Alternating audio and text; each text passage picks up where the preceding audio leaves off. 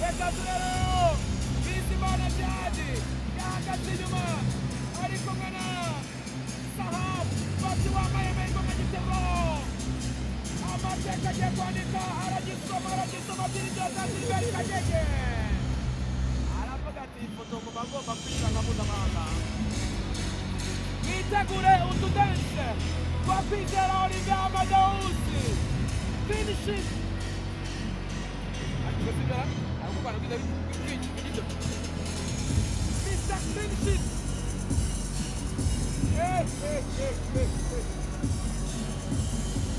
ibintu ntabwo byoroshye ahangaha reka turebe Bizimana Djihad ameze nk'umuntu uvutse bushya wagira ngo habayeho icyitwa ribonde dore ukuntu umuryango wa Mikael bagenda batsindira bombi bagiye bakurikiranye ari batatu umwe yatsinze igitego undi atanga asise dore akabyino akazitambare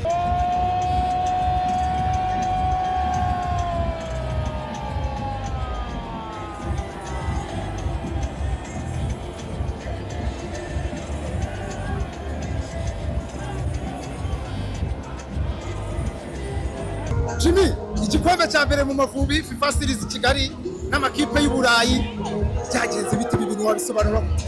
Navuga ko ari ibyishimo birenze, turashimira Imana cyane kuko urabona imikino myiza twagize ibiri tudomina ama equipe dutsinda ibitego clean sheet, nakubwira ko dufite equipe nziza. Mu defenseur ako kantu ka clean sheet katsobanurireho gatoya.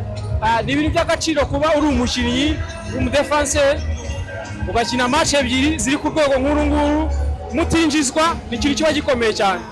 Aba Mikelsi murakinana amakuru ari hano imihanda ngo ni nawe wabaranze cyane nka Jacques wo muranakinana ndetse na grand frère we Lance nawe akina muri Saba muri champion imwe. Aba basore bo wabafika hiki?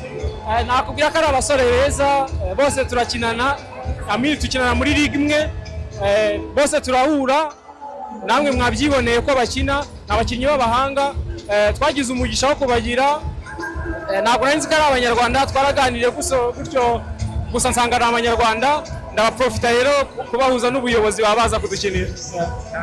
Murakoze cyane. Unbelievable man. Ni ibyishimo gusa nta kindi kintu umuntu yavuga, ni ibyishimo nta kindi. Guterura igikombe ujyaye Amavubi imyaka yari ibaye myinshi cyane, izi feelings mu magambo make ufite gerageza kuzisobanura. Ni ibintu bishimishije cyane, ndashimira abakinnyi bagenzi banjye, ndashimira staff, ndashimira abanyarwanda muri rusange baje kudushyigikira. Ni ibintu mu by'ukuri umuntu adafite ukuntu ya expressing, ni ibintu birenze. Tubizi ko turi bukine n'ikipe ikomeye ariko twari dufite organisation yacu, twari dufite uburyo turi bubabaze dutuje ariko twagize Imana bicamo, so we are very very happy. I don't know how to say it. Mu gihe gito umutoza mukoranye igihe gitoya ariko nawe ubushize yarabibabwiye ati ni umukino wa mbere ariko muri imwe mu makipe yanjye wagira ngo mumanaje igihe kinini, byagenze bite mani mo hariya mu gikoni? I think ko navuga ko ari nka mentality yahindutsemo n'uburyo ashaka ko dukina, kuko urabona iyo mwitoza ibintu mugakora ibintu mu myitozo umutoza akaba strict ko mugomba kubikora mugatuza. Most of the time ari biba successful. Ushobora kwangana gose ko tuzatinda match zose ariko akenshi iyo mugerageje gukora ibyo abatoza basaba kandi mwana byitoje ibintu bigenda neza. Kwa cyenda ni qualification z'igikombe cya Afrika kiri mu karere, abantu ubu ngubu navuga ko expectations zise ziba high cyane. Ubu niyo misi ikurikira pamoja birashoboka kujyayo.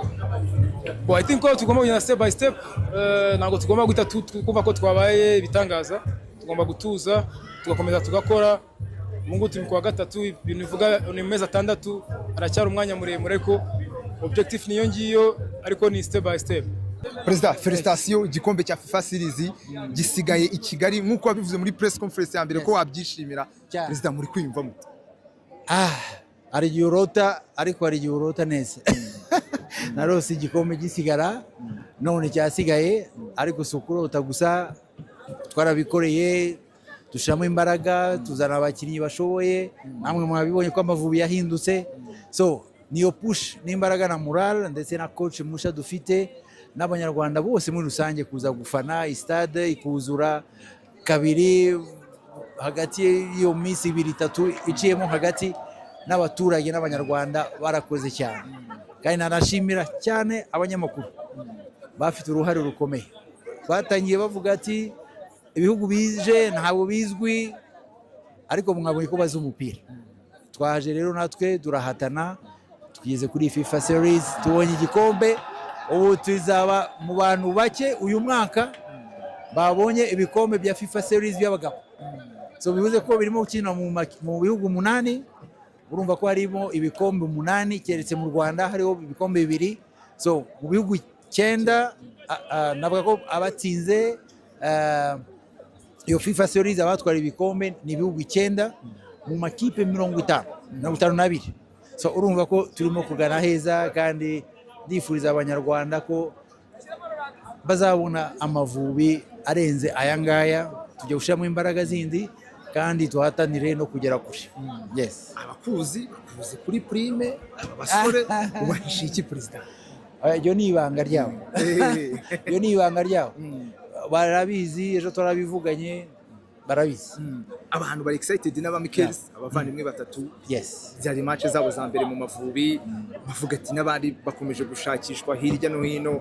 Haba harahandi nabo ibiganiro wenda byaba bigeze kure, kuko barahari araba sinavuga amazina yabo ubu, ariko kubera n'umwanya n'igihe byari bijemo, barifuje ko mu kwa gatandatu nitufungura window ya FIFA, icyumweru cya window ya FIFA bashobora kuzaza. Ariko nibi ngibi bibaha motivation ye. Nawe rwa Rwanda bazi abantu baza gukinira batsindwa gutwara igikombe, inkuru irabageraho. Ndetse na bamwe bamutangiye kumamagara bakambwira ati count us in, we are coming. So iyo ni inkuru nziza kuri twebwe n'Amavubi. So muzabona abandi.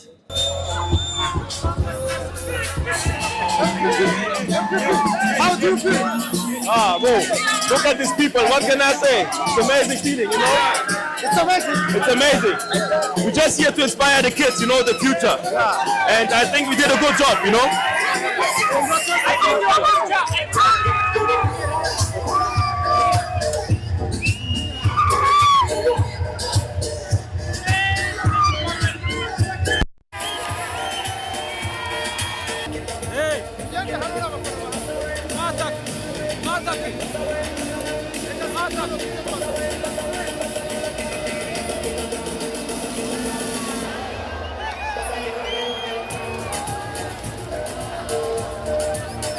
We are very pleased. We did I think amazing job on the pitch. We scored the goals that we needed to score, and I think we deserve to win the cup. Thank you. Rwanda national team. How do you feel? I feel amazing. It's a good feeling. So hopefully we can continue. Maybe we'll bring more trophies here to Kigali, you know. So yeah. As national team, you have 2 victories against Grenada and Estonia. What can you say that you have changed in the national team?